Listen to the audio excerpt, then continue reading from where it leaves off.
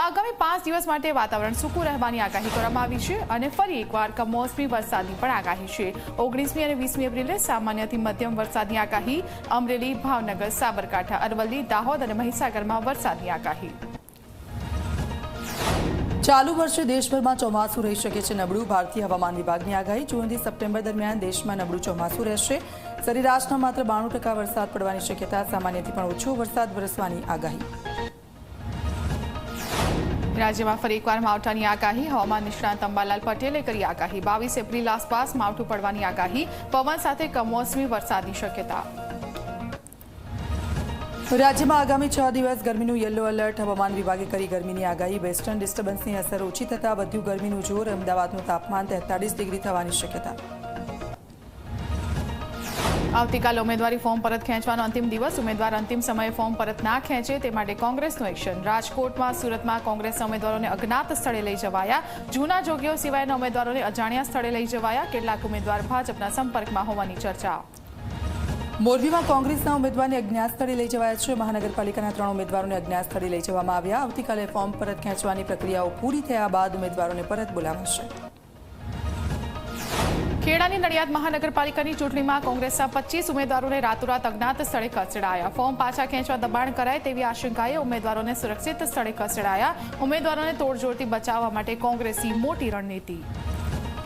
પ્રદેશ ભાજપ પ્રમુખ જગદીશ વિશ્વકર્મા જામનગરના પ્રવાસે। પક્ષ પલટા અને બિનહરીફ મુદ્દે જગદીશ વિશ્વકર્માએ કહ્યું કે ભારતીય જનતા પાર્ટી એટલે વિઝન સાથે ચાલતી પાર્ટી। અન્ય પક્ષના કાર્યકરોને પક્ષમાં ભવિષ્ય ન દેખાય તો ભાજપમાં જોડાઈ રહ્યા છે।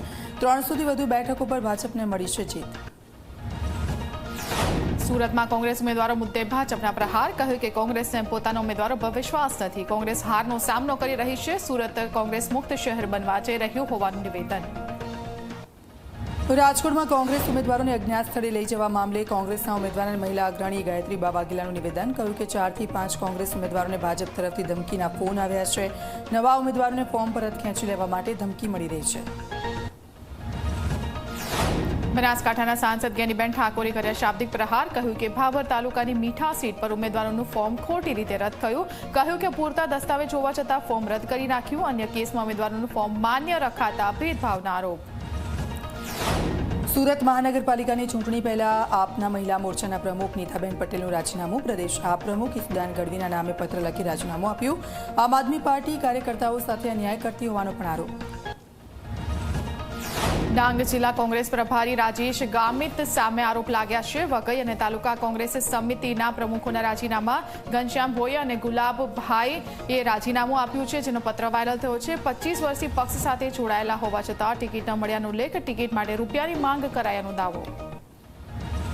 વડોદરામાં પ્રચાર માટે નીકળેલા ભાજપના ઉમેદવારોનો ઘેરાવ કરાયો છે। વોર્ડ 12માં સ્થાનિકોએ ઉમેદવારો સામે રોષ ઠાલવ્યો છે। વર્ષોની માંગ છતાં કામગીરી ન થતા લોકોમાં રોષ।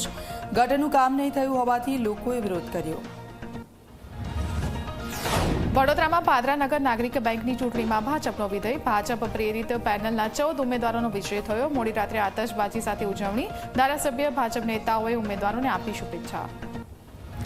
વડોદરામાં વોર્ડ નંબર 6માં ચૂંટણી બહિષ્કારના બેનરો લાગ્યા। કામ નહીં તો વોટ નહીંના બેનરો સાથે રહીશોએ વિરોધ કર્યો છે।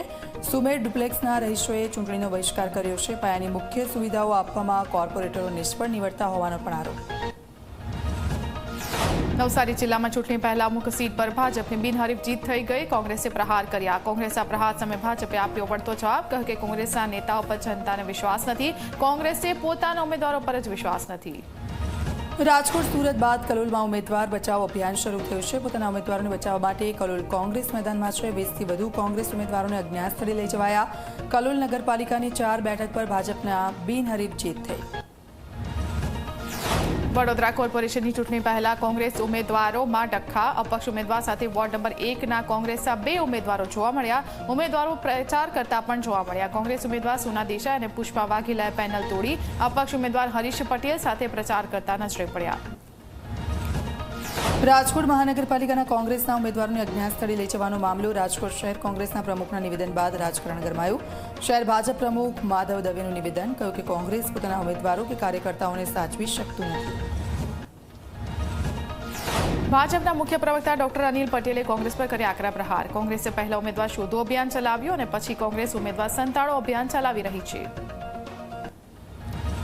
પાટણના સરસ્વતી તાલુકાના જિલ્લા પંચાયતની સીટમાં કોંગ્રેસનો ભડકો થયો છે. એનએસયુઆઈના શહેર મહામંત્રી જીગર દેસાઈ સહિત 10થી વધુ કાર્યકરોએ ધારણ કર્યો કેસરીઓ. મધ્યસ્થ કાર્યાલયના ઉદ્ઘાટન પ્રસંગે ભાજપમાં જોડાયા. બનાસકાંઠામાં કોંગ્રેસના નેતા દિનેશ પરમારે જિગ્નેશ મેવાણી પર કર્યા આક્ષેપ. કહ્યું કે ધારાસભ્ય જિગ્નેશ મેવાણીએ કોંગ્રેસ પાર્ટીનું અપમાન કર્યું છે. સરમુખ હત્યાશાહી ચલાવે છે. વડગામ તાલુકાની પ્રજાની સાથે ધારાસભ્યએ અન્યાય કર્યો. છોટાઉદેપુરના બોડેલીમાં નગરપાલિકાની ચૂંટણીમાં 73 ઉમેદવારો મેદાનમાં છે. 28 બેઠક પર 73 ઉમેદવારો વચ્ચે ચૂંટણી જંગ જામશે. 15 એપ્રિલે ફોર્મ પરત ખેંચવાના અંતિમ દિવસે ચૂંટણીનું ચિત્ર સ્પષ્ટ થશે.